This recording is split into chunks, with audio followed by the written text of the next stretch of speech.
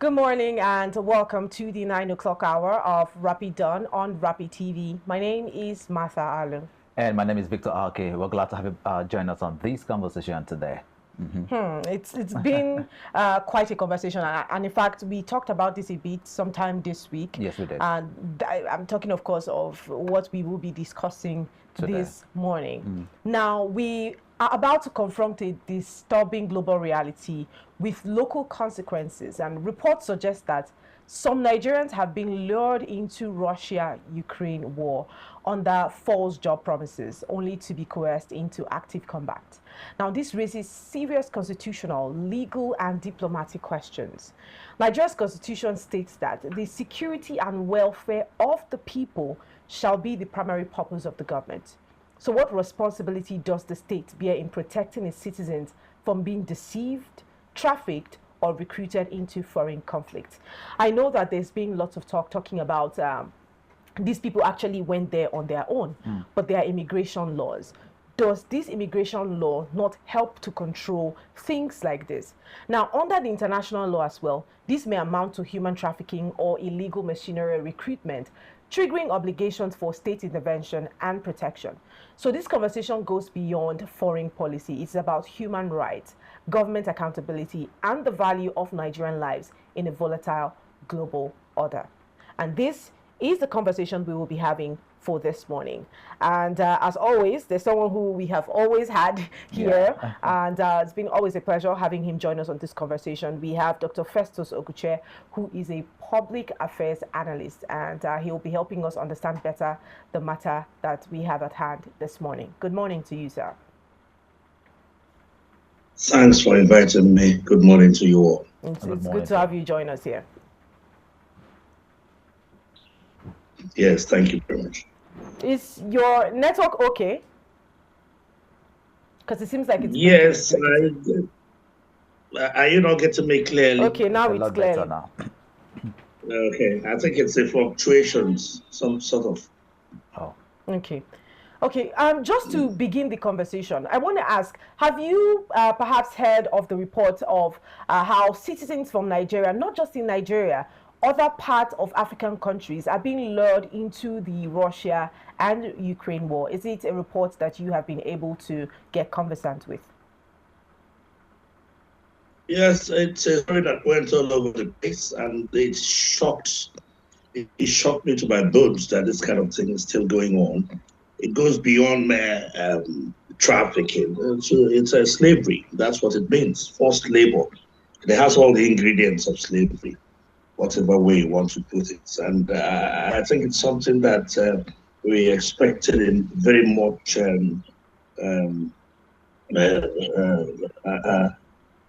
reaction from the state government, from the state, the Nigerian states, not just Nigerian state, but also the African countries whose citizens have been subjected to that kind of torture and degrading treatment.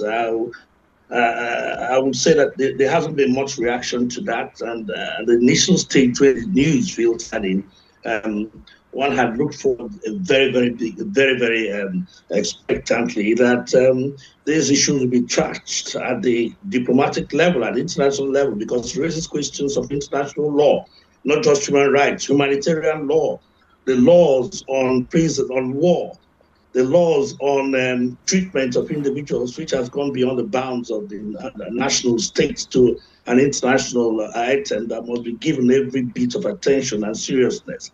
To recruit people to go and fight war against a fellow, luring them through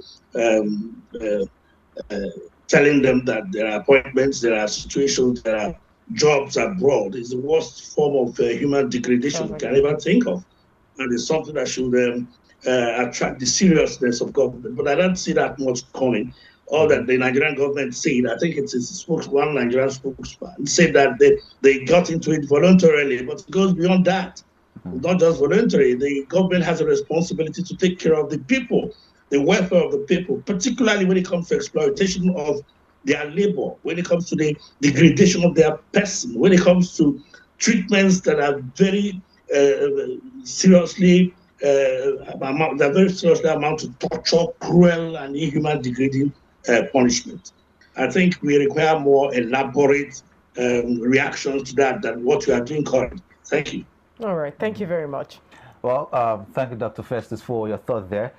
The story of this Nigerian, let me get his name clearly. That is the story of Bankole Manchi, a Nigerian who was promised a civilian job, but of course ended up in a military camp, in Russia. According to him, he met recruits from other parts of the country.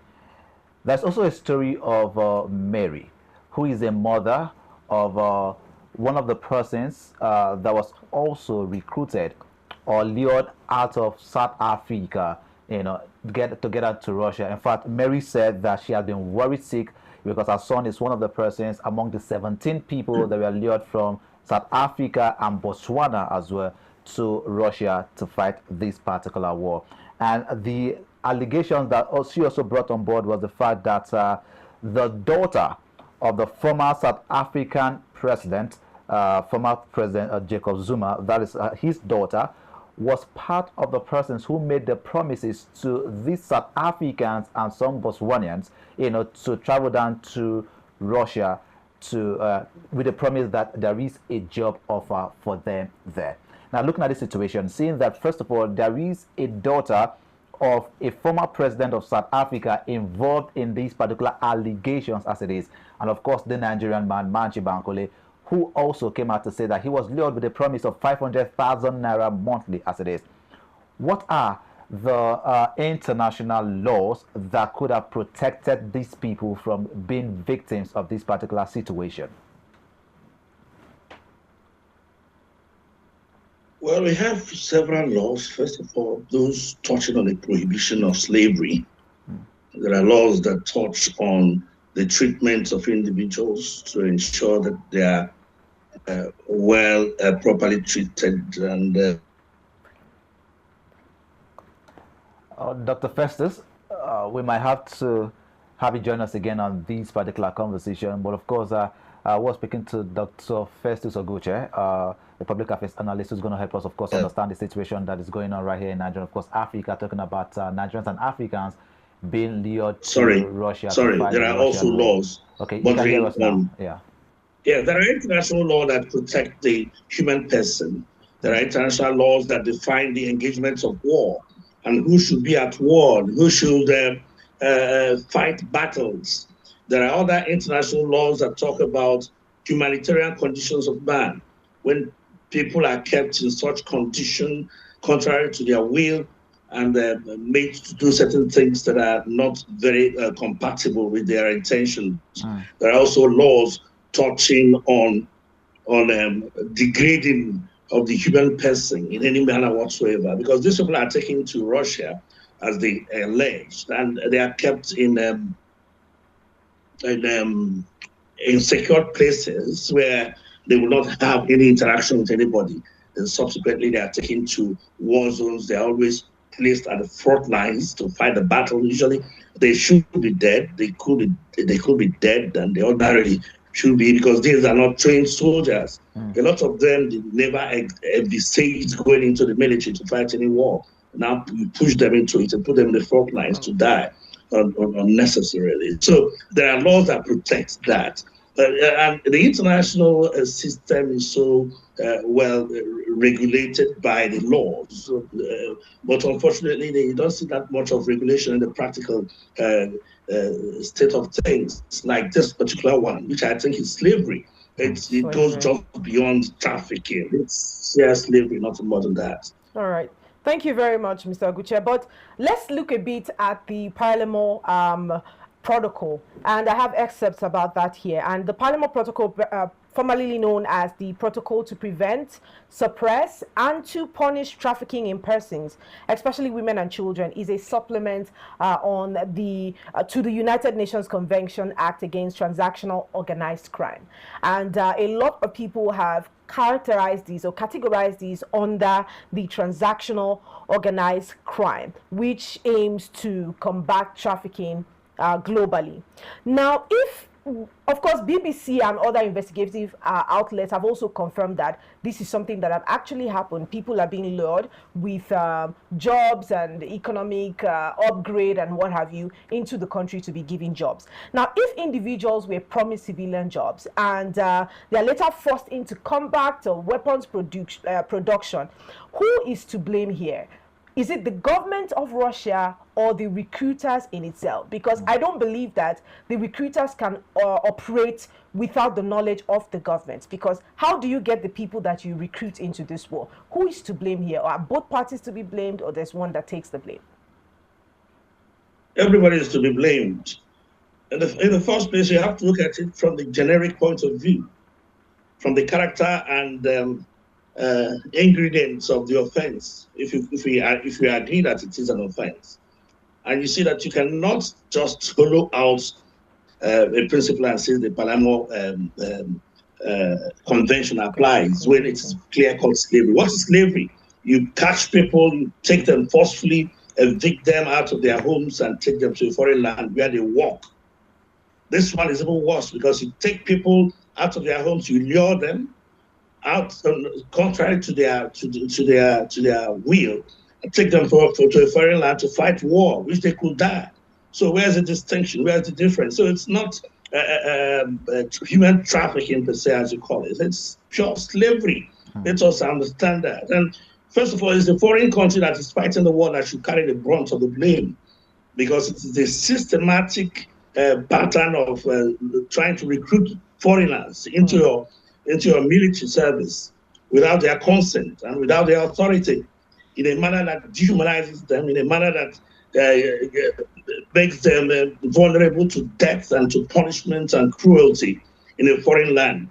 Now the question is, how do you treat such a person, such individual, if they are caught, for instance, by one of the belligerent states? Which law would apply? We have laws that relate to the amelioration of the condition of the wounded and sick in the armed forces. Are they members of the armed forces? Will you categorize them as members of the armed forces?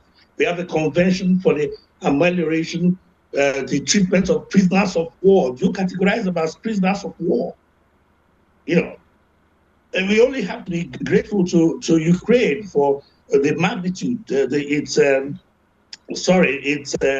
benevolence of revealing this out. If not, if they catch a Nigerian at the war front between Ukraine and Russia, he'll be treated as a prisoner of war. Absolutely. And remains like that because he's fighting a battle. But then they went into identifying such persons and knowing that these people were forced into that labor. And for that, they shouldn't suffer. There are also the Geneva Conventions on the protection of victims of international armed conflicts. That's right. Within that categorization, where will you place the average person who was abducted? I will look at it as abduction. If it's part of that they made it voluntarily, the fact that there's an allurement makes it an abduction. Abducted to a foreign land to fight war. But so it's a whole lot of laws touching on fundamental rights, on humanitarian law, on the whole essence of wars itself, the rules of war, the rules of engagement that are being violated. And for the people to take the blame, I mentioned Russia will take the blame first of all, then the states, the countries that are responsible, whose citizens have been taken and who have not reacted voluptuously in the manner that would be impressive, or to be taken to take part of the burden. Then we also have the international community, the African Union. Have you heard anything from the African Union since the exposure of this? Dr. Festus, before we get on to the African Union, first of all, we have citizens of Nigeria. Nigeria. Have you heard anything from the United Nations? Hold on, Dr. Festus. Before we get on to the United Nations and the African Union, which are international organizations that Nigeria happens to be a part of, as much as other African countries as well, we also, as a country, Nigeria, we haven't seen any official statement being issued by the government of Nigeria. And you see, under the Vienna Convention on Consular Relations, it allows Nigeria, the country Nigeria, to be able to demand the rights of these people and prosecute the nation that is found perpetrating such a crime. But as we speak, I haven't seen any coordinated or organized report from the Nigerian government talking about or acknowledging that this actually happened and people have been caught up in these diplomatic strife. They haven't mentioned anything. So if the country who has its people part of this has not mentioned anything, how do we now expect that the United Nations and the African Union, which are obviously larger bodies, respond to us when we haven't even made any statement about it? It's not a matter of hierarchy of international organizations. The first person to react should be the African Union. Okay. The first international organization to react, as far as I'm concerned, is the ECOWAS Commission. The ECOWAS is the sub-regional union of which Nigeria is member. And recall that it's not just the Nigerians that are involved. There are other persons that are involved. You mentioned it's a son of the former president of South Africa. Apparently, he must have involved a lot of this. The daughter must have involved a lot of her kinsmen. And so it's not a United Nations thing. First of all, it should come from Nigeria. The Nigerian government should respond. There has been a response from the list of documents that Victor sent to me yesterday. The government spokesman is saying that they joined voluntarily, which I find very offensive, and it denigrates the position of government as a responsible sovereign entity that should protect lives and properties. The right, the power to protect and the right to protect its citizens is at stake here. Then it will advance to the ECOWAS community. And this type of thing is not happening here for the first time. We've heard about the dangerous migrations across the Mediterranean Sea, where people die in their boats and all that. To what extent have you seen any intervention from government authorities to abate that incident? We hear about how Nigerians and other Africans are maltreated in Morocco, in Algeria, in Tunisia.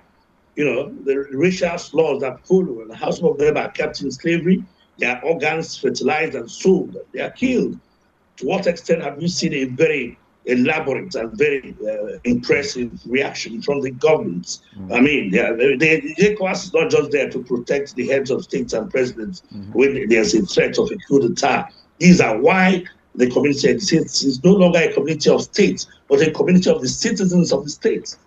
I know we have advanced beyond the illusion that this is a community of heads of states and presidents. And we felt that when Wole Soyinka described these international organizations as a social club, they should have made some adjustments to make themselves suitable and ready, willing at all times to defend interests, not just of the community, not just of their states, not just of the position they hold as president, but also of the citizens of the community. All right, Dr. Festus, if you look at the situation, of course, it also seems like right now the African countries that are involved are just all speaking independently. For instance, Nigeria has spoken. South Africa has also spoken in one way or the other. Of course, this revelation was even brought to light when South Africa came out to say that they want to fight for the citizens, of course, of South Africa that are victims now of this particular situation. But looking at the independent statements being made, by these various countries, will this put the pressure on Russia? Because I'm not so certain now, because as at the time I was preparing for these, I haven't seen the response or statement from Russian government as it is. But with African countries independently coming out to make statements, will this put a pressure on Russia? Or, it's just all African countries for themselves? Are they supposed to be coming together to work as one to ensure that there's pressure on Russia to ensure that the right thing has got to be done? And they don't even have a coordinated statement. Each person saying different things, which does not entirely kick against what Russia has done. You've all answered the question. The sort of statement that aroused Russia, is one that is very strong, well written, cogent, and pungent in every ramification of it. Stating the issues and stating the rules and giving the facts. You have just said that they are giving different versions of statements here and there. It's not one that is.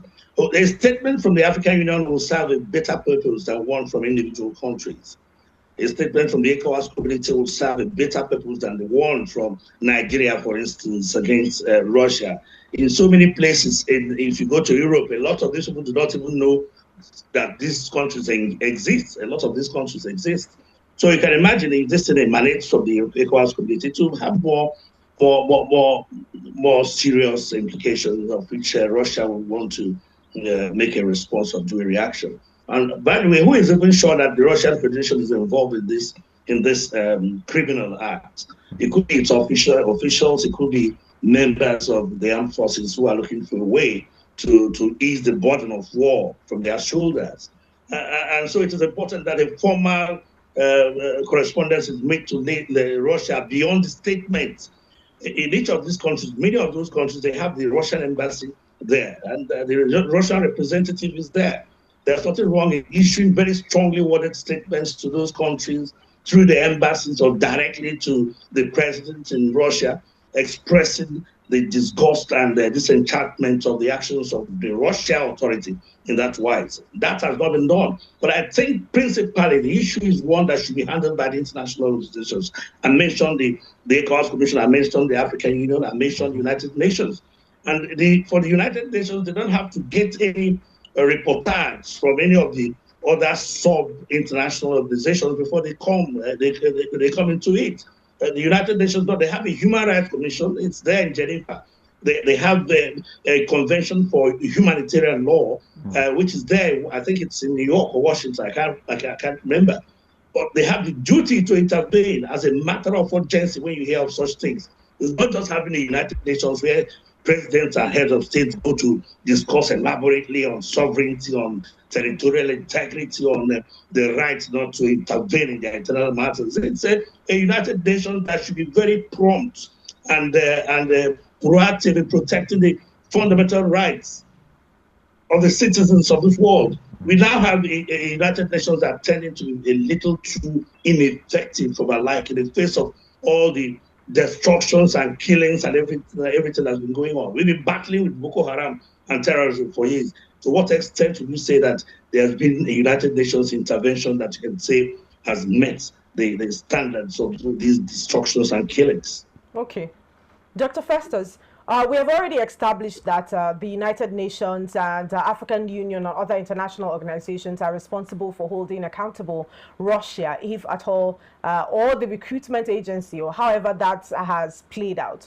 Now that these international organizations are not speaking up, in your experience and your opinion as well, how do you think that the Nigerian government should approach it? Because we have also established the fact that all African countries are speaking for themselves. In fact, our government has said these people are responsible for what they have done. The government has no hand in it. How do you think that this matter should be approached from here on? Because the people that are left there cannot be abandoned there. And according to reports, if they refuse to partake in the combat, they are abandoned and left to die in the war front. How do you think this can be approached or solved right now?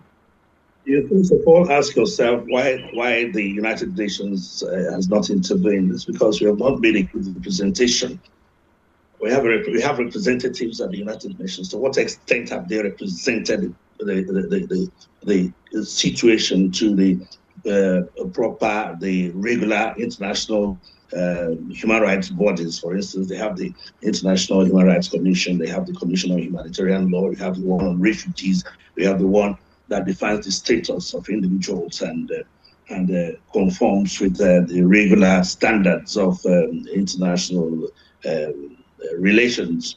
To what extent has there been a representation? Somebody just sits there at the presidential lodge and makes a statement and thinks it's okay. So we won't blame the United Nations. We must have some robust approach to some of these things by a formal report, serious advocacy. I understand a lot of advocacy groups are making noise about it. It's not that the presidency of Nigeria, for instance, has not heard about it. As for them to do a written statement to the Russian ambassador would do to go to a large extent in getting this done. And it shouldn't even stop there. You advance it towards bringing it to the notice of the regional bodies, the international organizations, and then you push it from there. By now, that issue have been all over the place, both in Russia and everywhere, as a fact of the extent of the dehumanization of Africans. It's not just that one. I've been given reeling out examples of what's been going on within the continent and which the world is just there looking as though nothing's happened. Look at South Sudan, for instance. Look at the killings, look at the destruction. Then we begin to ask ourselves, why is it that each time these people want to perpetrate their evil, they don't look at the Middle East, they don't look at the Central Asia, they don't look at even Australia, they focus on Africa. It is the manner of the leadership, the quality of leadership of the Africans that made them begin to do a thing like that. People just go into South Sudan just for some interest in minerals. They begin to kill children and women, slaughter them like goats as if we are not humans. It's the character of the leadership, the quality of the leadership of the African state. Boko Haram and the herdsmen and all manner of terrorist organizations have been destroying and hacking down Nigerians for almost 2 decades now. The world has not been aroused, sufficiently to say we can stop this until the US president came into the rescue. So it's just the fact that the country itself, Nigeria itself, has not made any move. You'll be surprised that if Nigeria makes any move in the direction of expressing its angst, expressing its displeasure with that type of attitude, Russia will respond. The international community will respond. The regional organizations will respond. As for me, the African Union has not played any positive role in the protection of the human essence in this continent. And I'm beginning to think that probably we should have less of the African Union. And even if it's possible, scrapping of that union towards a more elaborate and robust function that will make it to be more responsive to the will and to the existence of Africans within the continent. Thank you. All right. Thank you so much. I think we need to go out on a very short break, and after the break, we'll keep up this conversation. Thank you for being with us. We'll see you shortly. Welcome back, and thanks for staying with us. It's still Rapid Dawn right here on Rapid TV, and we have been having a conversation regarding the growing and pull of Russia's war machineries from Africa into Russia. Ukraine war. And it is quite unfortunate, just like our guest said, that we remain the most vulnerable population when it comes to matters like this. And this will lead to the next question I have for my guest. But yes, we have had Dr. Ogwuche here with us. Thank you so much for joining us on the show, sir.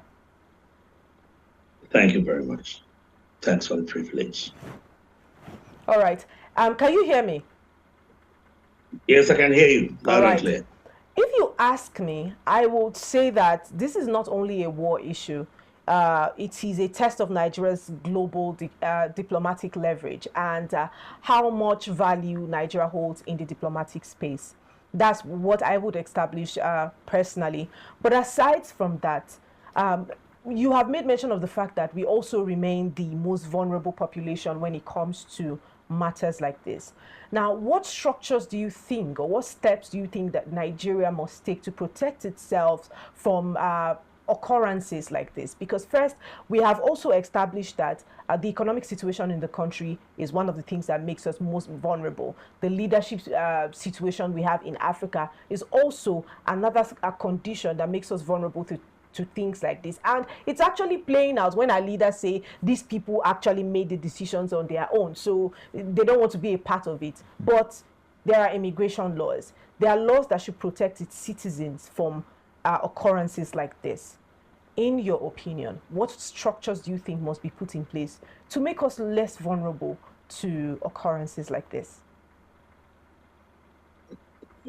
I don't think it would be fair to narrow this conversation to Nigeria, because other African members of other African countries are also affected.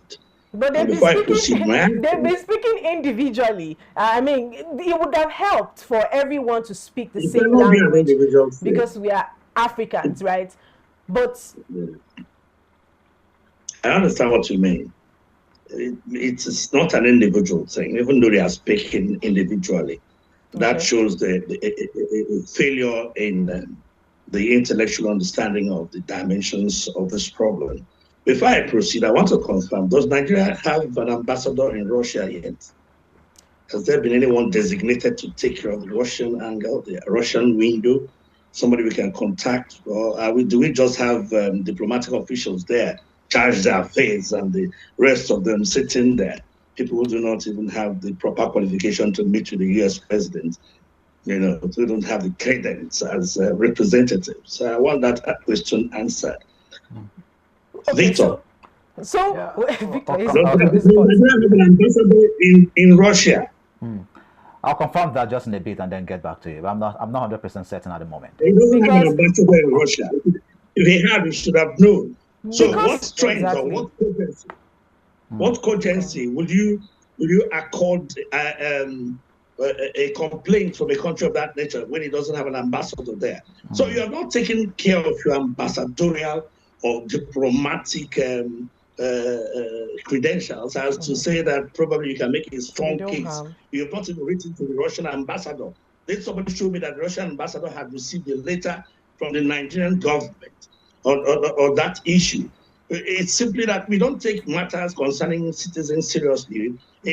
People are just interested in remaining in office, and once they get into office, they begin to plan for the next round of elections to get them into office. They begin to articulate and begin to tinker with ideas of state capture to get there. And that is why bad governance breeds a whole lot of things. It sort of delinks the people from the government. It makes it impossible for there to be a nexus between those who are running the administration and those who are being governed. And that's a problem we have with democracy in Africa. It's just a matter of state capture, hijack of resources, and all whatnot. But then to the fundamental issue which the young lady there raised, which is why are Africans moving in their droves across the Mediterranean?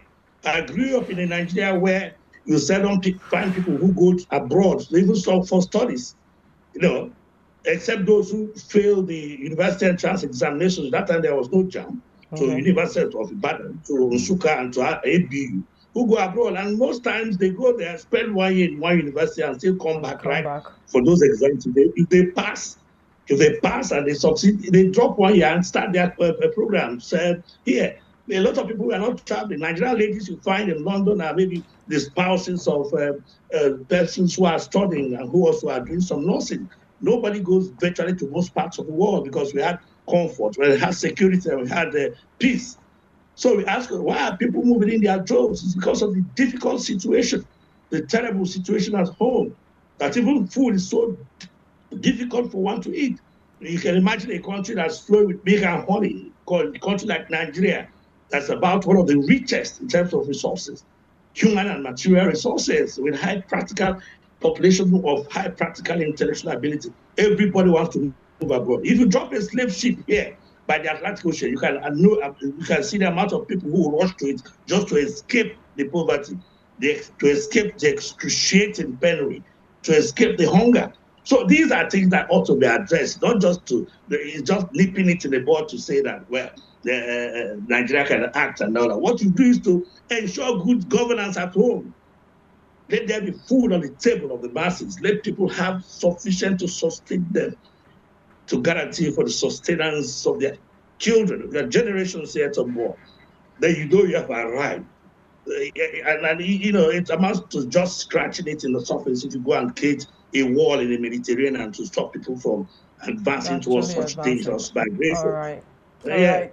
Thank you so much. You've made such very salient points. Our government also needs to be fixed, and the economic situation in Nigeria also needs to be addressed, just so that citizens of our country and other African countries, just like you have stated, are able to remain at home when the economic condition is fixed. Thank you so much, Dr. Festus Ogwuche, for joining us on the show today. Thank you very much. All right. Thank you so much, sir. Thank you. Have an amazing day ahead. You too. All Good right. deal.